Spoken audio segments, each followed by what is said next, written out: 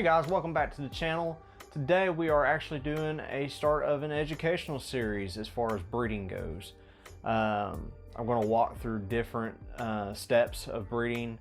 It's going to be like a 6 or 7 video series. But before we get started, I want to get a shout out to ourselves. Look at our shirts. Reptile Frenzy. This is a cardinal red one. Black's probably going to be the most popular, but hey, I like the red. So I put a stroke around Frenzy, a little green stroke, because that Frenzy's hard to see sometimes. I'm thinking about putting a thicker stroke. These will not be available yet until I get the design exactly how I want it. Also, not slacking on the back. Look at this. Got all our social media information right there. Even got our logo up here again so people know who the hell to look up when they're walking behind us. So I just wanted to showcase our shirt real quick and show y'all what we've been working on. So the first video we are going to discuss is are you prepared? This is before you even think about starting breeding season. You got to think about, are you prepared? And I got my cheat sheet right here, because y'all know me, I got to have my cheat sheet. But here are some questions to ask yourself. How many hatchlings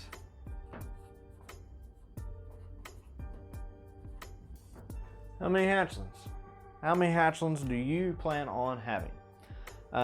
You really got to think that through, because not only is it going to affect everything I'm about to list, but you got to have all that planned out. How many babies am I going to have? Can I handle it financially? Can I handle the time that it's going to take to put into these hatchlings? All the resources. It's a lot of work. I'm telling you right now, it's a lot of work. I still work a full-time job, working, hours kind of got cut down. I work about 30 to 35 hours a week, and I come home and I do this till 7, 8, 9, 10 o'clock at night. We have 12, 15-hour days, and it's a 7-day-a-week thing, especially during hatchling seasons when we have so many hatchlings we got to keep up with.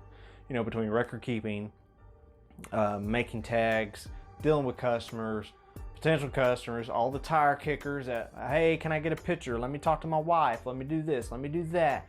And they never get back to you. Or they'll say, hey, I'm interested in your banana clown. And then you say, well, it's this, and not a single peep. You even message them and go, hey, still interested? And nothing. So you gotta be prepared for all that. You gotta be prepared for, there's just a whole bunch of stuff you have to be prepared for, not only physically, but mentally and financially. So it could be a big task. So in accordance to this, rack space. Do you got the rack space? Like this coming season, if I have over 100 babies again, I'm going to have to buy another ARS 1065. So I don't have the space. The one right behind the camera has only like 8 free spots in it. I plan on having more than that. And these grow outs and these holdbacks, they're not going to be up to size to move up to a 50-40 in time for me to need a 1065.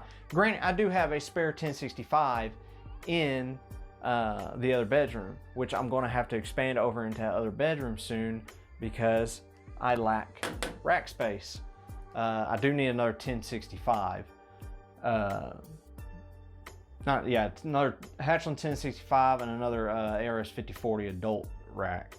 And I'm probably going to have to get that 1065 out of here in order to fit another rack in here. Space is cramping in on us. We're trying to get moved. It's a big mess. So the next thing, after, if you figure out you got enough free tubs for your hatchlings, the other thing is, do you have the space? Oh, I spelled that wrong. You have the space for the actual racks. I'm writing quick. Hopefully that's not too sloppy. But then you got the space for the racks, like I was just saying. Is your room big enough to fit the racks that you need to house the new hatchlings? That's the question. Like this room, I could fit 4 ARS racks in here comfortably. That's about it. In the other room, I'll be able to fit 3 or 4 hatchling racks. That's it.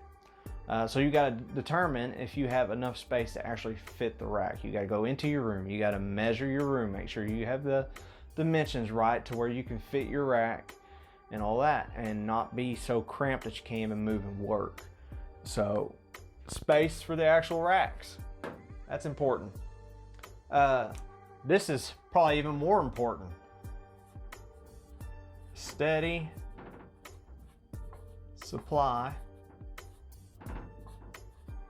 of rats. This marker works better. I'm going to throw that one over there and act like I don't see it. So, do you have a steady supply of rats? Do you have a rat breeder in your area that's reliable enough to get you live rats or even frozen thawed on a regular basis? I try to get all my stuff on frozen, but I mean, we got 15, 20 that are on live. I gotta have somebody that's gonna be able to supply me 20 live rats per week. They eat a week. So they have to be able to supply not only the rats for the hatchlings, but they got to supply the rats for all my adults and everything. So do you have a steady supply of rats? And if not, can you breed your own? Can you breed them? That's a whole nother job. A rat shed keeps us busy. I'm fortunate enough to have a wife that helps out, and she cleans out there. We tag team clean. She keeps up with all the breeding, all that, all the thinking. I do all the thinking in here. But if you don't have a steady supply of rats, can you breed them? Do you have space or time to breed your rats? I mean, if you ain't got rats, you can't feed your snakes, and your snakes are going to die. And that's irresponsible. I mean, you're going to have rats. So be thinking about rats before you think about hatchlings. Next. Oh yeah, this is important too. Cash flow. Do you got enough money coming in from your job or side hustle to afford this hobby, to afford food, to afford bedding for those hatchlings, to afford the food for those hatchlings? Is your snake hobby making you enough money and cash flow to pay for the rats, to pay for the bedding, to pay for even the racks that you need? So you really got to sit down and crunch numbers and figure, if I'm going to have 80 hatchlings, this is how much it's going to cost per week for food. Do I have a supplier for the food? Do I have money for the food? Cash flow is very important. And they're all important. But time. That is probably the cheapest thing, but also the most expensive thing. And what I mean by is you don't have to pay yourself. It's working, you're working your own business or your hobby and you're doing your own thing. But you got to dedicate the time to do it. This is basically another full-time job. This is another 40-hour-a-week job, and I only have about 100. No, we have 150 snakes right now that I take care of. It's a full-time job. Rats is almost another full-time job. We are able to mix it in with everything to where it's not such a burden, but rats can be a full-time job also. So do you have the time to invest in them? Time. Do you have the time to spend with your hatchlings and do everything that you need to do? Because as you hatch out more and more, it's going to become more work, which is going to take more time. So it's a bunch of planning. I mean, you really got to plan. Tyler, are you prepared? You just have to have a lot of planning going into it, and you have to know what you're capable of and what you're not capable of. You got to be honest with yourself. Hey, am I capable of doing this? And don't let the want and the passion and the drive blind you into thinking that, oh yeah, I can handle this. And when the time comes, you're pulling your hair out going, what the hell am I gonna do?